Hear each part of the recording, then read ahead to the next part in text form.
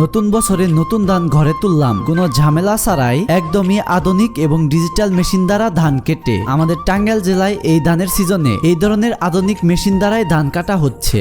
Hello everyone, আসসালামু আলাইকুম। তো সকালবেলাই চলে যায় আমাদের ডুবাইল মাঠে, কারণ মাঠের পাশেই রয়েছে আমাদের ধান ক্ষেত। তাই চকে আধুনিক ধান কাটার মেশিনটি আসছে কিনা সেটাই দেখতে চলে এসেছিলাম। মাঠে এসে দেখি চকে মেশিন এসে পড়েছে এবং অন্যান্য ক্ষেতে ধান কাটতেছে। মেশিন দেখা মাত্রই দৌড়ে বাড়ি গিয়ে হাতে করে দুটো বস্তা নিয়ে আসি। ভাবতে পারেন এই দুটো বস্তা দিয়ে কি হবে? এই দুটো বস্তার একটিতে রয়েছে অনেকগুলো ধান তোলার বস্তা, আর আরো একটি বস্তার মধ্যে রয়েছে মাছ ধরার জন্য ব্যবহার করা বড় বড় নেট। এগুলো এখন ধান শুকানো এবং ধান ধরার কাজে ব্যবহার করা হয়, যেগুলোর বাস্তব উদাহরণ আমাদের ডুবাইল মাঠে দেখা যাচ্ছে। মাঠের একপাশে খেয়াল করলেই দেখতে পাবেন তিনটি নেটে করে মানুষ ধান শুকাতে দিয়েছে। এই রোদের মধ্যে হাঁটতে হাঁটতে মাঠ পার হয়ে আমাদের মাঠের দক্ষিণ পাশের কর্নারে এখান থেকে চকের ভিতর দিয়ে একটি রাস্তা চলে গেছে। এই রাস্তা ধরে কিছু দূর আগালেই একদম চলে আসি আমাদের ক্ষেতের কাছে। আমাদের ক্ষেতটি একদম রাস্তার পাশেই রয়েছে, আর দেখতেই পাচ্ছেন আমাদের ক্ষেতে ধানগুলো একদম পেকে গেছে। এটাই ধান কাটার উপযুক্ত সময়। আর আমাদের ক্ষেত বরাবরই 2-3টা ক্ষেত সামনেই ধান কাটা হচ্ছে সেই মেশিন দ্বারা। আমাদের মাঠের পাড়ের এই চকে খেয়াল করলে দেখতে পাবেন সবগুলো ক্ষেতেই ধান রয়েছে এবং ধানগুলো পেকে গেছে।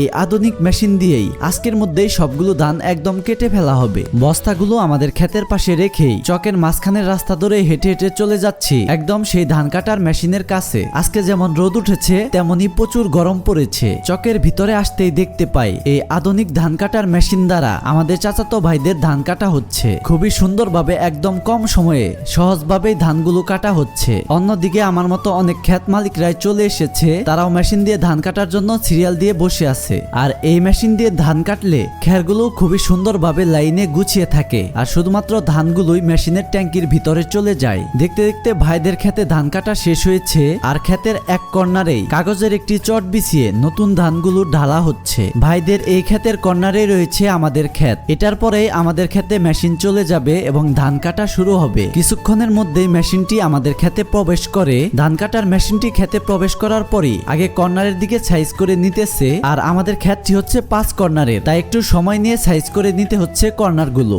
আমাদের ক্ষেতে ধান কাটা শুরু হতেই একদম ক্ষেতের সামনে রাস্তায় আমরা নেট বিছিয়ে দেই, যাতে পরবর্তীতে ধান এখানে ঢালতে পারে। বর্তমান যুগে এই আধুনিক এবং ডিজিটাল মেশিন দ্বারাই বিভিন্ন জায়গায় ধান কাটা হয়। আমাদের টাঙ্গাইলে নতুন ধানের সিজন চলতেছে, অনেক জায়গায় ধান নেওয়া শেষ, আবার অনেক জায়গায় আমাদের মতো ধান কাটতেছে কেবল। আপনাদের ওইখান দিয়ে ধান কবে কেটেছে, আর লুক দিয়ে কাটবে নাকি মেশিন দিয়ে কাটবে অবশ্যই কমেন্ট করে জানাবেন। এই আধুনিক মেশিন বের হওয়ার কারণে অনেক ক্ষেত মালিকদেরই বিভিন্ন ঝামেলার অবসান ঘটেছে, কারণ এখন লুক নিতে গেলেও তাদের দাম অনেক চড়া, আবার সঠিক সময়ে সঠিক লুক পাওয়া যায় না। সেখানে এই মেশিন দিয়ে ধান কাটলে ধানগুলো একেবারে গাছ থেকে ছেড়ে পয় পরিষ্কার হয়ে যায়, আর খেরগুলো আলাদা হয়ে যায়। আর এই মেশিন দিয়ে ধান কাটলে খুব কম সময়ে ধান কাটা যায়, যেখানে লুক দিয়ে কাটাতে গেলে প্রায় একদিন লেগে যায়। দেখতে দেখতে আমাদের ক্ষেতেও খুবই কম সময়ে 5 থেকে 10 মিনিটের মধ্যেই ধান কাটা একদম শেষ হয়ে গেছে। এবার এই ডিজিটাল মেশিন থেকে ধানগুলো আমাদের এই বিছানো নেটে নামানো হবে। ধানগুলো খুবই সুন্দরভাবে নামানো হচ্ছে। এই নতুন ধানগুলো খুবই পরিষ্কার হয়েছে। মেশিন দিয়ে ধান কাটলে আলাদাভাবে ওড়ানোর কাজ করতে হয় না, এমনি একদম ময়লা পয় পরিষ্কার হয়ে শুধুমাত্র নতুন ধানই বের হয় এইখান থেকে। আমাদের ধানগুলো ঢালা শেষে মেশিনটি আমাদের ক্ষেতের উপর দিয়ে চলে যায়। একটু আগেও যেখানে ক্ষেত ভরা নতুন ধান ছিল, কিছু সময়ের ব্যবধানে সেই ক্ষেতটি একদম চক হয়ে গেছে। মেশিন থেকে ধানগুলো নামানোর পর আমরা অপেক্ষা করতে থাকি ক্ষেতে যে মেশিন দিয়ে পানি সেচ দিয়েছে তার জন্য, কারণ সে সিকি ভাগ নিবে। উনি চলে আসার পরই আমরা ধান ভাগাভাগি করি। 4 ভাগের 1 ভাগ উনি নেয় এবং 3 ভাগ আমরা নেই। যদিও ক্যামেরাম্যানের অভাবে সেই সময় ভিডিও করা হয়নি। ধান ভাগাভাগি শেষে এক পাশে আমাদের বস্তা রাখা হয়েছে, আরেক পাশে সিকি ভাগ রাখা হয়েছে। নতুন ধানের বস্তাগুলো একে একে আমরা অটোতে উঠিয়ে নেই। এই ধানগুলো অটোতে উঠানোর পরই আমাদের মাঠের পাশে এসে আমি অটোতে উঠে যাই এবং ধানগুলো নিয়ে বাড়ি ফিরে আসি। তো এই ছিল আমার আজকের ভিডিওটি যদি ভালো লেগে থাকে অবশ্যই লাইক, কমেন্ট এবং বেশি বেশি শেয়ার করবেন। ধন্যবাদ।